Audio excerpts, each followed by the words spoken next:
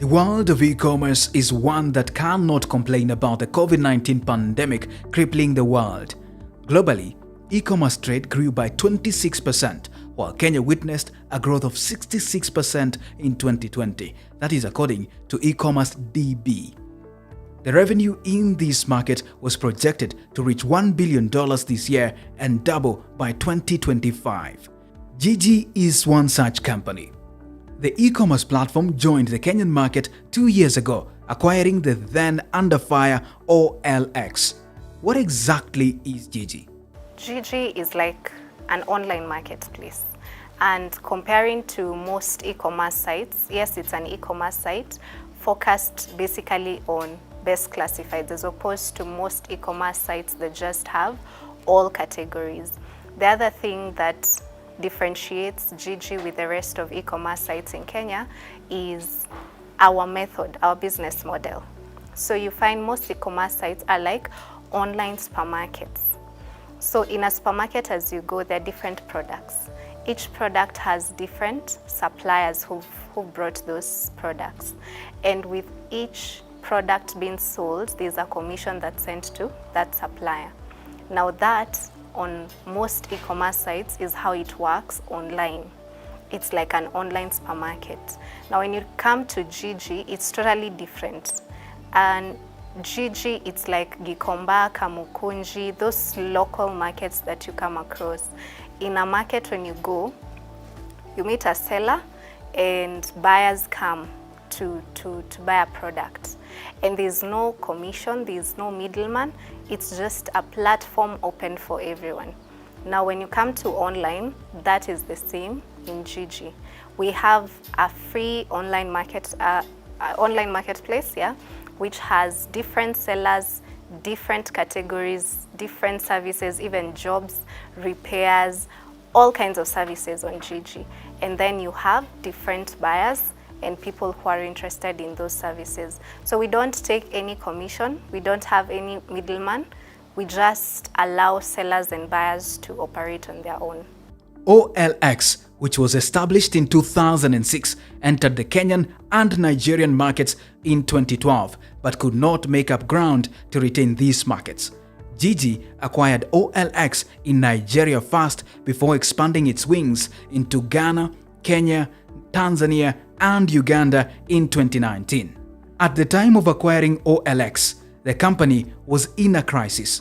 Buyers' trust was in tatters, and the company was in dire need of capital injection.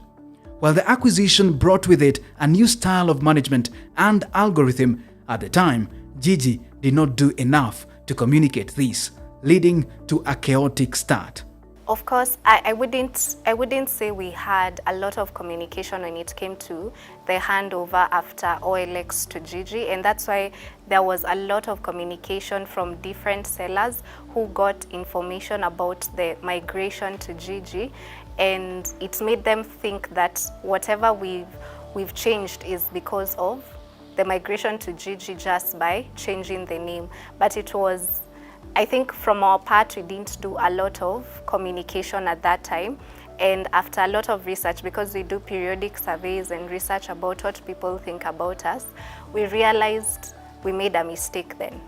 And that is why we've had a lot of communication, a lot of press releases going out, a lot of campaigns about what we do as Jiji, and that has helped people understand that we are no longer OLX, we are actually Jiji, and Jiji is an independent company with a different kind of operations when it comes to how we are doing things versus how OLX was doing things back then. Among the challenges that faced OLX and continue to plague the e-commerce sector in Kenya and Africa is trust. The number of people complaining of being duped or even theft was just too high to inspire any confidence in OLX. But for Jiji, there has been a remarkable turnaround.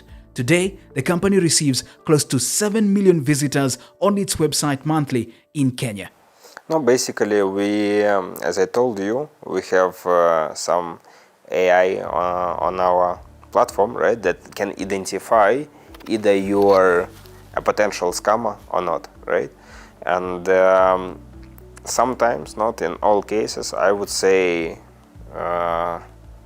in majority of the cases, yes, we request the documents to be provided, and we request some just basic information about your business, maybe CR12, maybe some other personal identification, to ensure that we work with the real person, the one that we can get in touch with at any given time. And if we have to get in touch with you and verify that your product is live and it's existing, we will do that. In case of any fraudulent activity, we have to make sure that you provide us documents, the one that we can provide to police in future, right? And to ask police to make the proper actions in case of any fraudulent activity from your end, right? So that's what we do. Yes, it's not 100% verification of all sellers, but we are moving forward to that we're gonna have like 100% sellers verified on the platform. Knowing that Jiji is an open market, according to their CEO, Maxim Gulubev, the largest in the country, so how then do they operate? So definitely for sellers, it's like the rescue boat. It was a rescue boat, now it's like a new opportunities.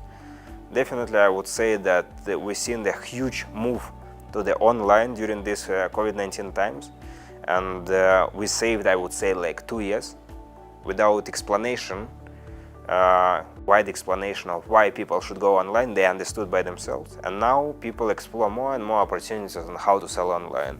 They start developing their shops, they start developing their posts, they really work on their accounts, and that's what I actually love about Kenya. While scrolling through their site, you will notice categories of sellers. VIP, for instance. What does it mean?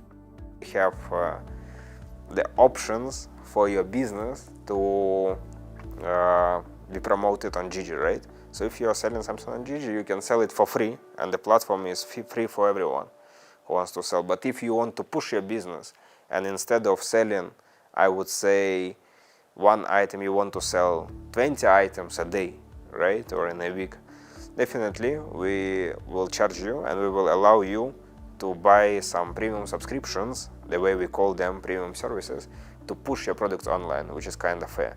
Medipal says Jiji is efficiency. The company boasts of 1 million app users. What kind of support then do they offer to their sellers? Jiji has played a big role, that we acknowledge. Although Medipal Medical Supplies has other strategies or other platforms that we've used, or other marketing strategies that we use to market, but we really acknowledge the presence of Jiji in the company. We have a huge telesales team, I would say the customer support team, which is around 50 people, who is calling up to 3,000 to 5,000 sellers every day to ensure that their business is in the right place at the right time. They are selling the correct product, and they are not placing the wrong price or pictures or descriptions, right? There are plenty of e-commerce sites operating in Kenya, including Jumia, Kilimo, Jambo Shop, Shopit, and Avechi, among others. The area has had a steady growth, with the Kenyan government embracing the digitization as well as adopting the United Nations Model Law on Electronic E-commerce of 1996. The highlights of the law include promotion of e-government and e-commerce by increasing public confidence in electronic transactions, legal recognition of electronic records and electronic or digital signatures, imposition of new offences with respect to cybercrimes involving electronic records and transactions, as well as use of computing and telecommunications equipment, and clarification of legal uncertainties about the admissibility of electronic records as evidence in court proceedings. According to Dalberg research, 13% of Kenyans are using these e-commerce sites, and that is reflected on the bottom lines of companies like Medipal Medical Supplies Limited. In revenue, we've had, let's say, a 20% increase in revenue, and that's a huge number. In terms of clients, we can say we've had like 50% increase, 50 of which, like 30 of them, we've converted them to actual sales, And the remaining 20, it's prospect clients. Yeah, so we are anticipating for more business in future with those. As I like to say that Jiji clients, Jiji buyers are the smart category of buyers, just only because they really take their time to find the best deal, right? So it's not like the best deal is just here for you on the first page of some e-commerce website. It's not like that. It's never like that. The best deal is the best deal that you made your own research. You talked to few suppliers and you found it. And the only one platform where you can do it is Jiji, right? Because any other platform, none, is offering you the compression of price, compression of dealers, right? While Jiji has the grip of the local market, Jumia has control over the importation market. But can they be compared? No, I would say that it's not very correctly to compare us to Jumia, just only because like Jiji is the huge, wide e-commerce classified marketplace, right? So it's like we are not just talking about a few categories which Jumia is talking about. For example, the most popular categories on Jumia are electronics, right? Maybe some home appliance, other categories. If we are talking about Jiji, it covers all categories, all product types in Kenya. So one of the biggest categories in Jiji are definitely vehicles, cars, different types of properties, right? Services. I would say also electronics, furniture, fashion. These are huge categories, right? But definitely, I would say that in some categories, we have overtaken all our competitors, and there is no one else in Kenya who can provide that kind of service we provide on Jiji, right? For example, if we are talking about the cars and properties, we are definitely number one in Kenya, and we definitely focus on those categories even more than on others, right? And we're trying to make sure that the car business and car dealers and the car buyers are satisfied on Jiji, right? The path to Jiji's rise has not been a bed of roses, and while the company is finding solutions, Maxime says the solutions must come from all e-commerce platforms if they are to succeed. A huge difficulties is that the market in general, the e-commerce companies that exist in Kenya, not all of them provide the best experience. Definitely, if you will use one platform, you get negative feedback or you get a negative experience, you will definitely think that is the whole platform or the whole system is wrong, right? And we have to change this perception.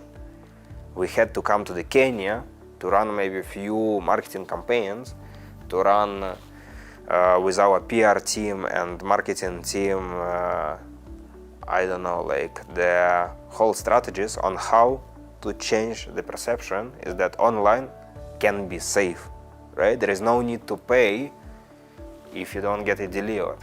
There is no need to make a prepayment. Only pay when you are happy, right? I mean, people don't understand it, and people still believe like, no, all these online platforms are scam and I will not go there. And it's our main obstacle, right? How to fight it and how to make these people join us. We are doing it quite successful, as I told you, right?